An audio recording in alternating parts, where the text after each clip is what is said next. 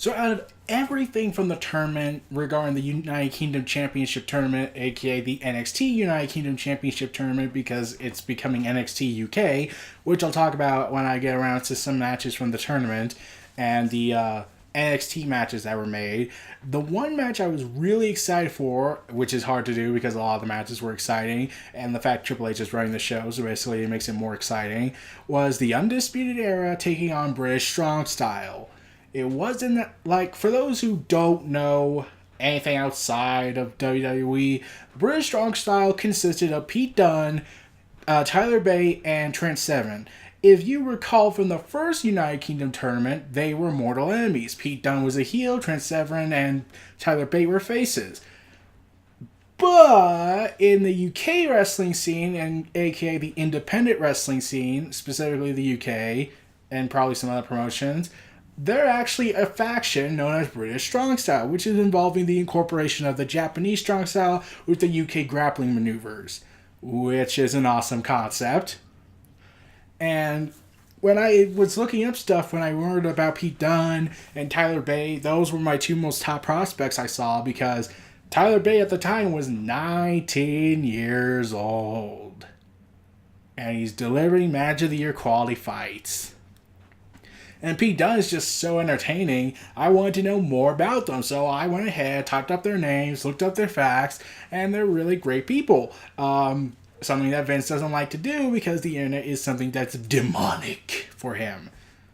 In fact, he hasn't even broken 1,000 tweets on Twitter. I think he doesn't even have that many tweets. So I'm just led to assume that someone's just typing, he has a ghost Twitter. So anyways, so when I heard that, so when we saw the Undisputed Era get Roderick Strong recruited because Kyle O'Reilly had lost his tag team partner, Bobby Fish, I felt like, okay, that was an awesome twist.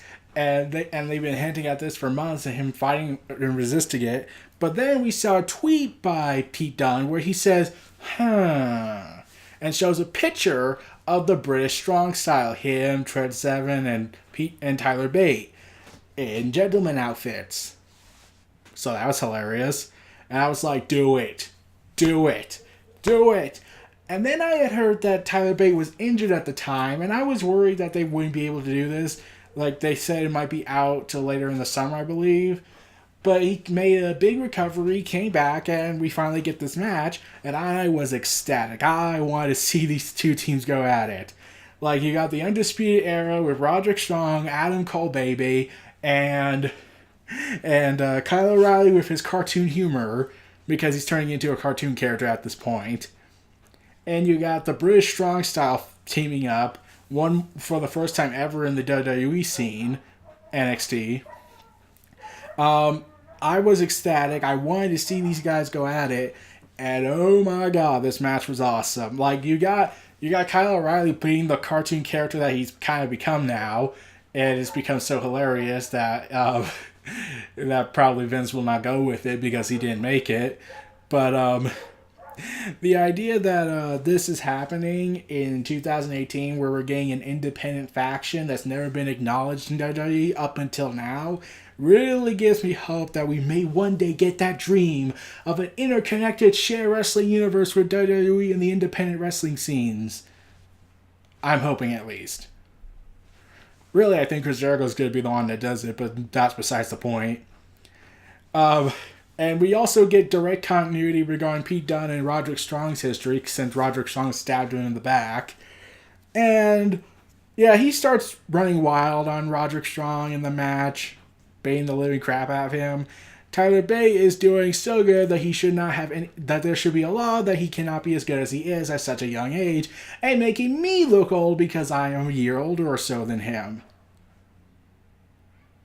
I feel so lost.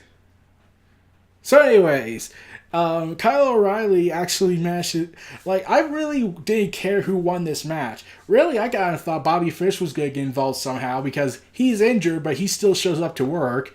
Yeah, think about this. Bobby Fish has no reason to be at the NXT tapings, and he has a legitimately good reason to not show up, more than Brock Lesnar, who doesn't have a reason. That shows there's a problem. Even Nakamura showed up to a Tokyo event, and he was on crutches because he got bit by a police dog. Yeah, that actually happened. So really, this should say that there's something seriously wrong here. So, anyways, Adam Cole, and like this match was very high intense, high energy, very stiff style.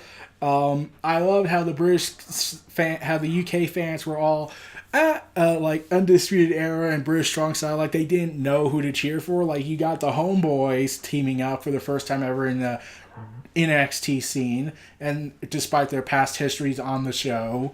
And then you have the Undisputed Era led by Adam Cole, the eccentric heel, Roderick Strong, the talented guy, and Kyle O'Reilly being the cartoon character who can kick a lot of ass. But this match was high intense, and I did like it. I did find it a little funny that Kyle O'Reilly, after getting hit in the head by I'm trying to remember which member, but whereas Adam Cole and Roderick Strong just basically got thrown out of the ring, so to speak, Kyle O'Reilly just went, I'm gonna go through the ring like a gentleman and then collapse. Like, I was like, he's a cartoon character now, isn't he? He has to be a cartoon character. There is no way that Kyle O'Reilly is this hilarious in something that really should not be working. But it's working, and he does the air guitar with the NXT Tag Team title, which should say something else, like he's mocking Hogan, so that's good points in my book. But just watching this match was just so entertaining. I really did love it, and I do plan to actually talk about some matches from the tournament, like the finals, and then the Pete Dunne versus the winner of the NXT tournament, the UK tournament, and the several NXT matches that were made during the show throughout the 2-night event. But yeah, NXT UK is happening, so that's gonna be exciting. I'll talk about that later. But I really do hope we see these two teams go at it again. There are hints that they might be doing this again, which will be awesome. And really, I hadn't been this hyped for a 6-man tag team match since the Shield and Wyatt family, and I followed them more than I followed the Undisputed Era and British Strong Style. Like, just to see these talented people being told, go all out in NXT, whereas in Vince's world, you have to be restricted to the extreme, unless it's a very special reason and it has Vince's favorites, so that makes a difference. But these guys going at it was awesome. And I liked how Trent Severin no sells the whole chops he was getting, and you could hear the cracks and whatnot going on in the air, and oh man, I was like, okay, there is no way I don't think either Triple H either thinks that the tournament is going to be just as great as this match, or he miscalculated, because a lot of people were thinking, like, there's no way the tournament is going to top this match. There's no way, and sure enough, I keep hearing that now. People said they did, which is saying something. But, yeah, the crowd was great. The tag team match was great. Adam Cole, Kyle O'Reilly, and Roderick Strong were great. British Strong Style was great. Really looking forward to seeing them team up in the future. And yeah, I can't wait for the NXT UK brand. I'm going to lay out some ideas of what they could do with it at a later date, probably later in the weekend. But yeah, this match, it was awesome. I loved every moment of it. Roderick Strong, he's probably doing his best work since he joined the Undisputed Era. This was a pretty awesome match. And like I said, Bobby Fish, I really hope he comes back soon, but I do love, whereas the Undisputed Era would probably just kick him out, because on the main roster, every time when a wrestler gets injured and they're part of a faction, or they're fired, they're just kicked out of the group. Well, the fired part I can understand, but the injured part, they just get kicked out on TV. The Undisputed Era says, oh no, we're not going to do that, because we're not WWE stereotypes. We're going to keep Bobby Fish. He's going to show up a couple of times. Yes, he's still injured, but he can still move around, and we don't need to put him to take bumps. He can just show up and do his work. Which should say a lot about how motivated Brock Lesnar is nowadays.